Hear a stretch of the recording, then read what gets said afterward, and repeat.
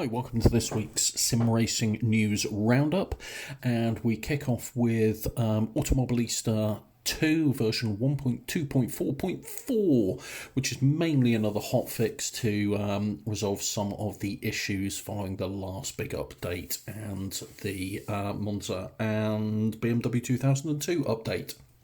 So as always, leave a link down below for this one so you can peruse the details in detail. We then have a hotfix for Circuit Superstars. Now, I missed out last week on the fact that Circuit Superstars has actually come out of early access and gone live. So it's a full release now on Steam, but also on Xbox platforms as well, and coming to PS4/PS5 in the near future. Great little title. I've enjoyed Circuit Superstars through its early access phase, and what they've pushed out now is a really solid top-down racer that is a great kind of cross between Art of Rally and the Everybody's Golf titles that were popular on PlayStation during the PS3 and PS4 era. It's been joined by the Top Gear track for time trial challenges, and it's just really good fun, quite frankly. So check that one out. I did an early access review on this. I need to get around to doing a full review on it, but take a look. It's a great little title. It really is. We've then got some news around Hot Wheels Unleashed, which again is another arcade title that I'm really enjoying. So we've got some new DLC and the first season announced. Now, this is where things get a bit confusing, because we have had some DLC off the season pass arrive today, the 21st. I'm recording this a day early. And there's some Batman DLC coming, which is included with the season pass. But then there's also some DC supervillains racing season stuff, where it's kind of got a bit like a battle pass for a first-person shooter or something like that, where you have to complete activities to earn them.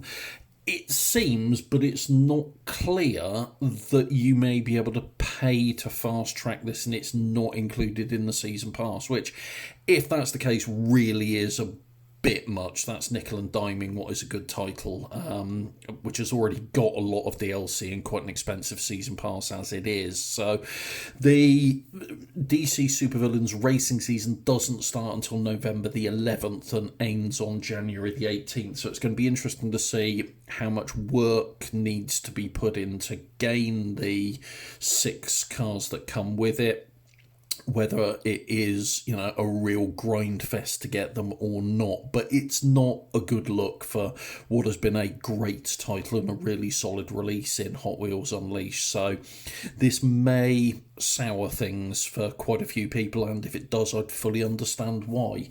You put a title out there, you release a very expensive season pass, and you then, what appears to be lock stuff behind, another paid season. Not a good look at all. Not going to encourage that, and not going to say anything different if that does turn out to be the case. We've then got an RFactor 2 update, and this is that the Tatus content, so Tatus, Italian open wheeled stuff anyway. There's quite a few models of this in RFactor 2, and they've all been given a fairly thorough reworking. I'm not going to go through every single bit that's changed across all of the, 5 different models on there. I'll leave a link to that, same as everything down below, but it is good to see that we've had a lot of stuff come through for this. We've then had the first major free update for WRC 10. So we have the Rally Ypres, so Belgian. 7 new stages off the back of this. Downloaded it, not had a chance to play around with it yet, unfortunately. Do want to spend some time with this because I'm looking forward to this one. Alongside this, we've got 3 new historic events and 3 new cars. So the combinations are 1980s Rally Portugal, Walter Röhrl in a Fiat 131 Abarth. 81 Rally Finland with Ari Vatanen in a Ford Escort Mark II 1800. 500. David Richards was his co-driver for that event, who you may now know as the guy that runs ProDrive. And then the 2017 Rally Portugal with Ogier and Julian Ingracia in a Ford Fiesta WRC. Pushing a little bit to call that a new car or a classic, given the fact that it has in a previous guise appeared in a WRC title from the same developers, but it's free content, and it's a lot of free content, and it's really good. As well as that, there have been a lot of patches and other stuff, which I'll link to down below, and I think it might be the last patch, and I didn't pick up on this, but my Ardento controlled handbrake is now working. I had to completely remap all of the controls, which was a pain in the backside, but it is now working, which is great news. And then, rounding things off, I came across, it's a title I've picked up but not played a great deal. Has had some DLC, and it's Ayrton Senna DLC, which, great, but the title's Horizon Chase Turbo, which was a kind of 80s/90s inspired arcade racer. Good solid little title, but I must confess, not the first place I thought that Senna DLC would crop up, but crop up it has, and it's really, really good. There's kind of like 18 different teams in there, career and championship mode, loads of other stuff to unlock, 15 new tracks, which are homages to real race circuits. 5-chapter career mode with 40-odd races in total, 6 playable cars in career mode, loads of stuff, and it's actually really good fun.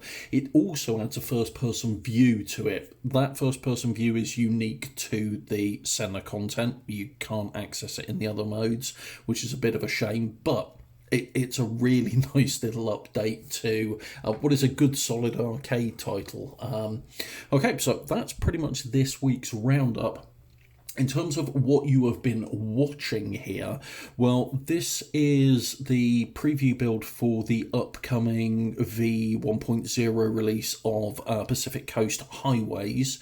You can pick this up, and you may have already accessed it if you've bought LA Canyons. So if you bought LA Canyons, the full VOP access codes for the preview of Pacific Coast Highways version 1.0 were mailed out. The full release will be on Race Department at this weekend, hopefully. It looks great, it drives great, it's really stunning, and well worth picking up, as it's going to be a free release on Race Department for Assetto Corsa, so why on earth wouldn't you? So it's about 23 miles point to point, so with the north and the south run it's 46 miles odd in total. And the car in question, and again I'll leave a link to this down below, is a Singer 911 variant, but in this case, I've completely forgot what it is. I think it's DLS or something like that. I can't remember the exact model. My apologies for that. It will be in the link down below. But the upshot is that this is an absolutely superb car to drive. It really, really, really is good fun. I just double checked while I've been talking. It is indeed the Singer DLS 2021. Drives great, looks great. The point-to-point Pacific Coast Highways, it's just a wonderful, wonderful combination. Strongly recommend you pick both of these up if you have Assetto Corsa on PC. And that's this week's Sim Racing News Roundup. If you've enjoyed this, please do hit the like button. And if you want to see more content like this, please do subscribe to the channel and hit the bell icon to be notified when new content gets uploaded. Thanks very much. Take care.